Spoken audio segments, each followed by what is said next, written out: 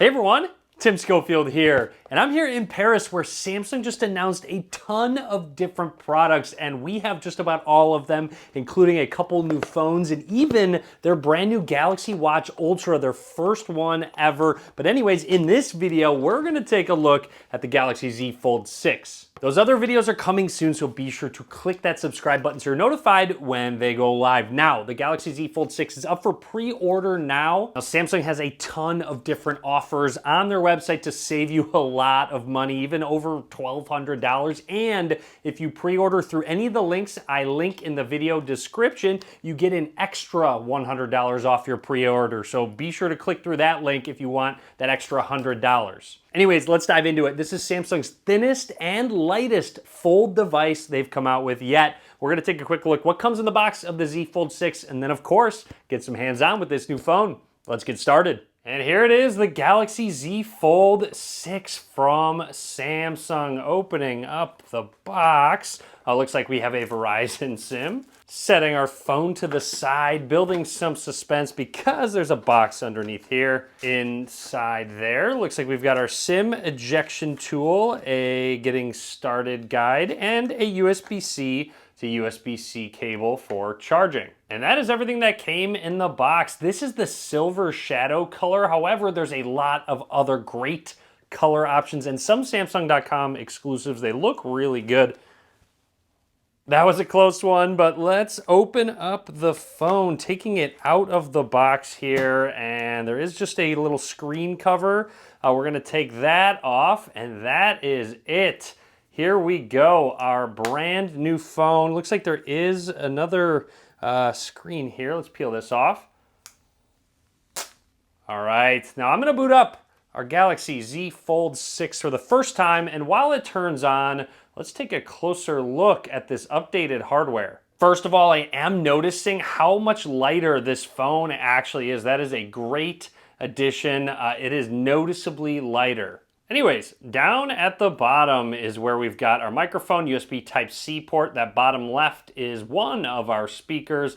Moving along, you will see very flat sides. You've got your power button with that embedded fingerprint scanner, our volume rockers. This is, I believe, our ultra wideband antenna. And then on the left side here is where your SIM card slot is. Make note, there is a camera bump. It's nothing too crazy, but there is one. And then up towards the top, we've got more microphones and our other speaker as well. And then finally, just a closer look at that back hinge. It does have a Samsung logo.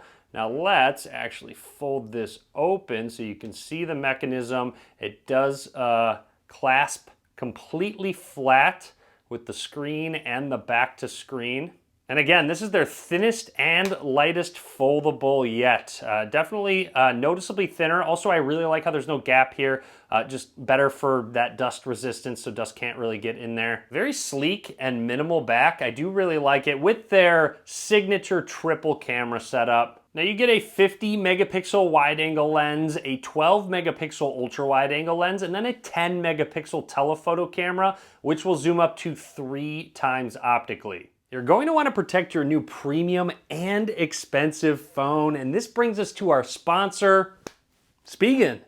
I actually had a Spigen case on my first Android phone, and I've used their cases for years. Their Slim Armor Pro was the OG hinge protection case, the first ever for any Galaxy Fold at the time, and they've only gotten better. Their semi-auto sliding tech's really impressive. I have no issues opening and closing the phone and have peace of mind in case I accidentally drop my Fold. My go-to case for the Z Fold 6 is going to be the Spigen Tough Armor Pro P. This case offers the protection you're looking for while adding a hidden silo inside the hinge to store your S Pen. So useful. Of note, Spigen offers Easy Fit screen protectors and even their Easy Fit Optic Pro to protect your camera lenses, which I can recommend, and they are so simple to install. They also offer protection for your Galaxy wearables. There's some really cool cases for the Galaxy Buds 3 Pro, which you can see. I love the style of that urban fit case, and Spigen already has me covered for the Watch 7 Ultra. That video is coming soon. If you purchase 2 or more unpack-related Spigen products, you get 15% off when you use the promo code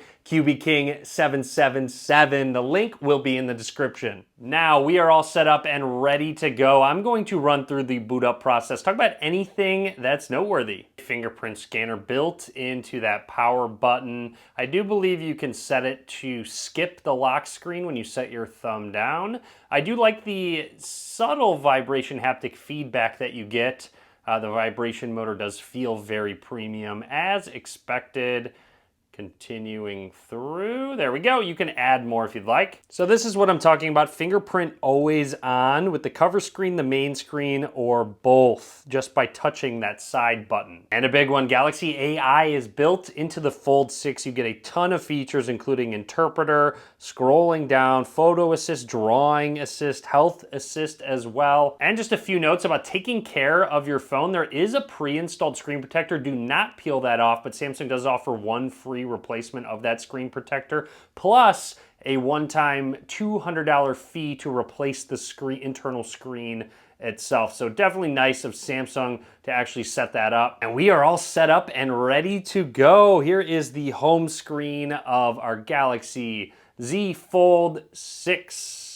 And while opening and closing our Fold, I have to say the hinge does feel extremely premium. Samsung has really refined their hinge over time. In terms of the crease, you can still see it slightly. It seems to get slightly better every year, and you can feel it, but it's very subtle. And when you do have content on the screen, it's really hard to see, but hopefully going forward, maybe in a future generation, they can eliminate it completely. A close look at that 6.3-inch AMOLED display up front at 120 Hertz refresh rate. This is a 22.1 to 9 aspect ratio, so a little bit taller than you would see on some other phones. And then let's open up to that internal screen. Real quick, I went to change the wallpaper and notice there's a couple AI wallpaper features, including photo ambient. So it'll take your own photo and AI will change it based on the time and the weather. So that's a really neat feature. That'll be fun to try out. And then generative, which you can create on your own. If you wanted to select something like mineral, it will be a text prompt and you can actually customize those words. So if I wanted to say, instead of cool, warm hues, and then hit generate, and there we go. So there's a close-up image of Galena with warm hues. So this is a 7.6-inch dynamic AMOLED display. It goes from 1 to 120 Hertz refresh rate. Also a 20.9 to 18 aspect ratio when it's completely opened up. Now, what I want to do is dive into settings and go into display, and I can already tell the refresh rate is higher just based on how smooth everything looks. If I go into motion smoothness, there it is. It's on adaptive. You can bump it down to standard 60 Hertz if you want to save some battery life. Also a really big setting, continue apps on cover screen. That is a huge one. So we're gonna just do a quick test with the calculator app. And when I go into it, here we go. If we wanted to do a quick calculation, there we go. But if I close the phone, it's not gonna close that app. It's actually going to continue it on this front screen. Really useful, especially if I'm maybe texting and want to quickly just type something on the front screen and then put it in my pocket, I can do so. And by the way, this internal display gets up to 2600 nits of brightness, so their brightest internal screen yet. Anyways, real quick, let's test out that fingerprint scanner. I did not turn it. I have to actually press the button. So if we go to the lock screen, set our thumb down, it seems to be very quick and accurate. In terms of some other specs, the Snapdragon 8 Gen 3 processor and a 1.6 times larger vapor chamber cooling system, and Samsung even gave me a cool inside look at that vapor chamber cooler. You also have an IP48 water resistance rating. Now let's go into the camera app for the first time and just snap a few quick pictures, test out that shutter speed. Actually seems to be really quick. Now we can go to that 0.6x zoom, which is the ultra wide, and you can get a lot more in your shot. I do like this capture view, by the way, where you can see a quick preview of the pictures, and the right side, that image preview is still really large. And again, 3x zoom, which is telephoto, or I'm sorry, not telephoto, optical zoom, not digital zoom. And that's all you get. Anything more, but if you want to zoom all the way up, you can zoom all the way up to 30x zoom if you'd like to. You may or may not have seen it, but there is a 4 megapixel under display camera right there. It's really hard to tell. I'm happy they use it because you rarely need to use this camera, honestly. And if I want to take a picture, here you go. Cover screen preview is on. So now when I take a picture of someone, they can actually see themselves, make sure it's framed correctly, or of course, swipe to use camera. If I want to actually take a selfie with those main camera lenses, I can do that with ease. Ooh, I really like this thing above me on the ceiling. It's kind of a cool light. You do also have all your usual features like a portrait mode. Video, you can shoot all the way up to 4K, or I'm sorry, 8K 30 frames per second, or 4K 60 frames per second. Going into more is where all Samsung's useful features are. The Pro mode, Pro Video even. Love that that's included. A night mode, food, expert raw as well. Looks like you have to download that. I'll get that downloaded. Perfect segue into some of those AI features. So pressing the AI icon there, there's a group of different options. You can resize and move, and then it will generate an autofill where you move it from. You could transform your pictures and draw an image, and AI will make the drawing look like part of the picture. So let's try sketch to image. Now what I'm gonna do is maybe draw like a parrot on my shoulder. So if I do a head, a body, and a couple legs, and hit generate, let's see if that actually happens. Obviously that drawing was terrible, so just kind of keep that in mind. Oh, okay. Just a little guy, just a little friend hanging out on my shoulder. You know, that kind of makes sense. I used white color. It was just such a simple drawing, but that's, you know, pretty interesting and a little better than I was expecting.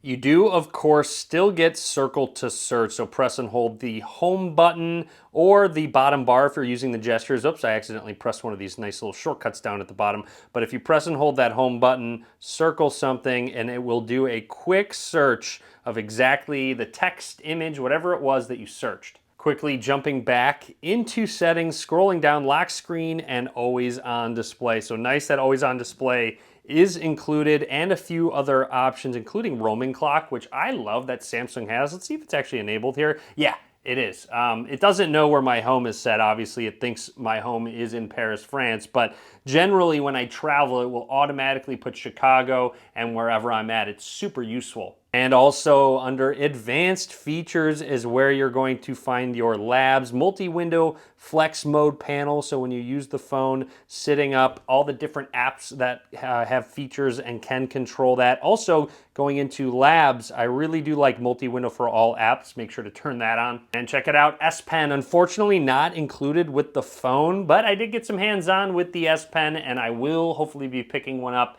very soon because I do love to use the S Pen on this very large screen. Anyways, that is everything from me for now on the Galaxy Z Fold 6. Drop any questions you do have. I will have another video coming up in about a week with some more impressions on this flagship foldable phone from Samsung. So be sure to subscribe. Be sure to give this video a thumbs up. And as always, thanks for watching.